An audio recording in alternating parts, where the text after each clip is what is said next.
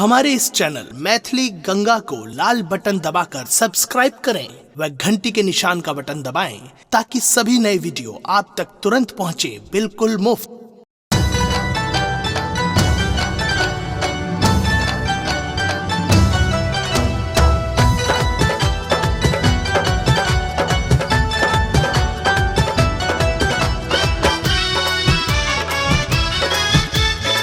अपने सुन रहे छी गंगा कैसेट की प्रस्तुति।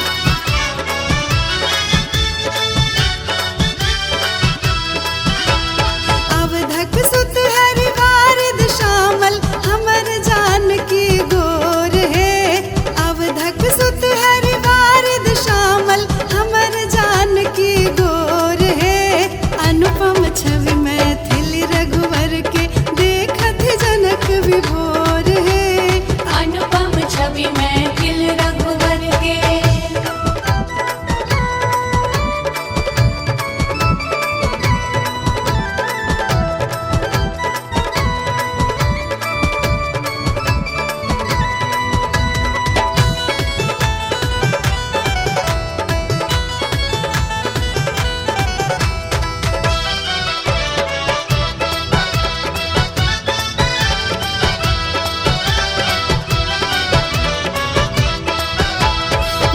सिया के राम मुदित छथि नाचै मन में मोर है। देखि सिया के राम मुदित छथि नाचै मन में मोर है। भागमती संग सरयू संगम अवध में नवलै जोर है। भागमती संग सरयुग संगम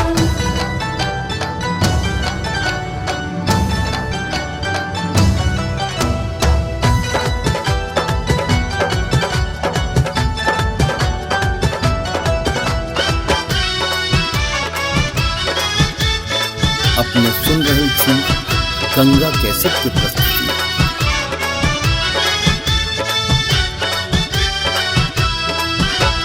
कंडरिए सो राम निहारथ नजर बचा न चोर है। कंडरिए सो राम निहारथ नजर बचा न चोर है। माय मातृका पूजित भेली नैना कंठक शोर है। माय मातृका पूजित भेली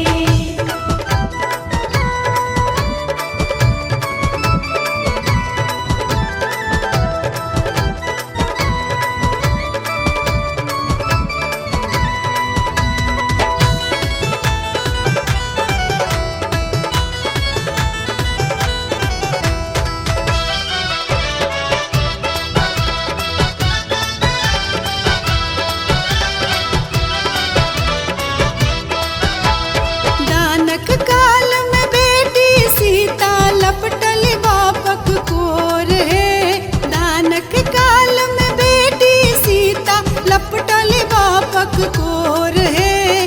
बिरहक टीस सुनै ना उरसों तन मन प्रेम हिलोर है। बिरहक टीस सुनै ना ओरसों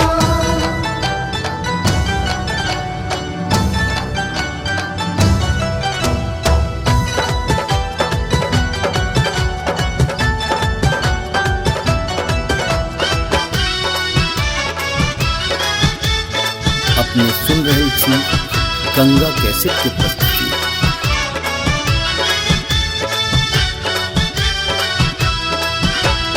एहन जुगल नहीं देखल मिथिला जोरी बहुत बेजोर है। एहन जुगल नहीं देखल मिथिला जोरी बहुत बेजोर है। मैथिल के भेटलन अनुखन बरजीत गहल पोर पोर है। मैथिल के भेटलन अनुखन वर